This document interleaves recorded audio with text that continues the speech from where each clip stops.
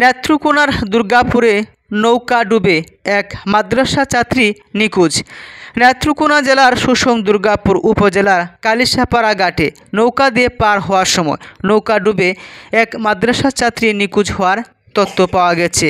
দুর্গাপুর উপজেলার নির্বাহী অফিসার রাকিবুল হাসান এবং অন্যান্য ঊর্ধ্বতন কর্মচারী ও কর্মকর্তাবৃন্দ তারা পরিদর্শন করেছেন।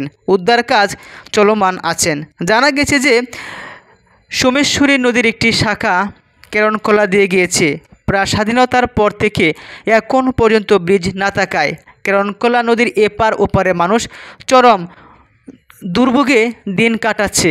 এভাবে পার হয়ে গেছে 52টি বছর, এখনও হয়নি কোনো ব্রিজ। এই দুর্ভোগের শেষ পরিণতি হিসেবেই মাদ্রাসা ছাত্রী নিখোঁজ হয়েছে। জানা গেছে নৌকা ডুবেই ওই মাদ্রাসা ছাত্রী নিখোঁজ হয়ে গেছে। নিখোঁজ হওয়ার 5 থেকে 7 ঘন্টা অতিবাহিত হলেও এখনও উদ্ধার সম্ভব হয়নি।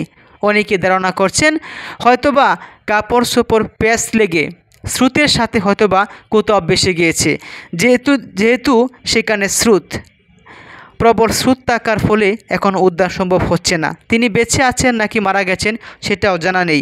অনেকেই বলছেন 12 জন যাত্রী নিয়ে সেই নৌকাতে ওঠা হয়েছিল। যাত্রীর সংখ্যা বেশি হওয়াতেই এমন দুর্ঘটনা ঘটেছে।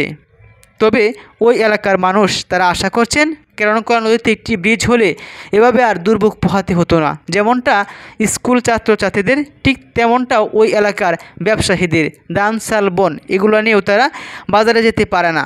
চরম দুর্ভোগে দিন কাটাচ্ছে নেত্রকোনা জেলার সুসং দুর্গাপুর উপজেলার 3 নং চণ্ডীগড় ইউনিয়নের কেরনখোলার আশেপাশের মানুষগুলো। তারা এই দুর্ভোগ থেকে মুক্তি পেতে চায় একটি ব্রিজ।